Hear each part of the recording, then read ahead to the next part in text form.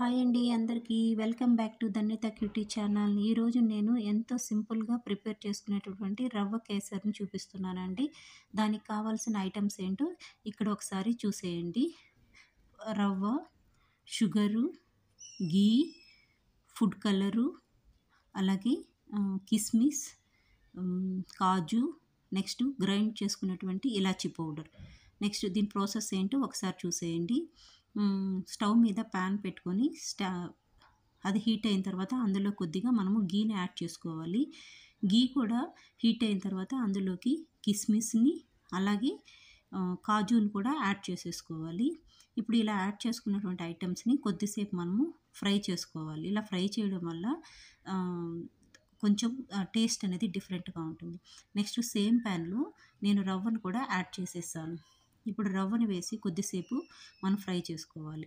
ఇప్పుడు రవ్వ almost fry అయిపోయిందండి. ఇప్పుడు నేను 1 కప్ ఆఫ్ రవ్వకి నేను ఆల్రెడీ 3 కప్స్ ఆఫ్ వాటర్ని తీసుకొని సపరేట్గా బాయిల్ చేసుకున్నాను. ఆ వాటర్ని ఇందులో ఈ రవ్వలోకి యాడ్ చేసేస్తాను. ఇలా యాడ్ చేసిన తర్వాత దీన్ని లో ఫ్లేమ్లో కొద్దిసేపు మనం కలుపుతూనే ఉండాలి. లేదంటే ఇది దీంట్లో నుంచి ఉండలు కట్టడానికి ఛాన్స్ ఉంటుంది. నెక్స్ట్ ఇందులోకి కొద్దిగా ఫుడ్ కలర్ని యాడ్ చేసేసుకోవాలి. ఇలా ఫుడ్ కలర్ యాడ్ చేసిన తర్వాత కొద్దిసేపు దాన్ని మనము మిక్స్ చేసేసుకుందాము. అలా మిక్స్ చేసేసిన తర్వాత అందులోకి ఇలాచీ పౌడర్ని యాడ్ చేసుకుందాము. ఇలాచీ పౌడర్ యాడ్ అయిపోయింది.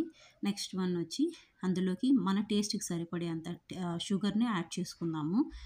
కొంతమంది షుగర్ వద్దు అనుకున్న వాళ్ళకి ఇందులో జాగరీని కూడా యాడ్ చేసుకోవచ్చు. బెల్లం యాడ్ చేసే వల్ల కేసరికి కూడా డిఫరెంట్ టేస్ట్ అనేది కూడా వస్తుంది.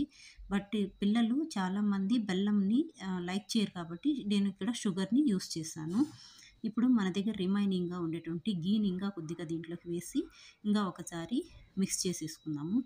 ఇలా టోటల్గా కొద్దిసేపు ఒక 5 మినిట్స్ లో ఫ్లేమ్లో పెట్టి అలా దీన్ని కలుపుతూ ఉండాలి. ఇలా కలుపుతూ ఉంటే మనకు మంచి దీంట్లో నుంచి ఒక గుడ్ అరోమా అనేది బయటకు రావడం స్టార్ట్ అవుతుంది. ఇప్పుడు మనకు హెల్తీగా ఉండేటటువంటి రవ్వ కేసరి రెడీ అయిపోయింది. Thank you.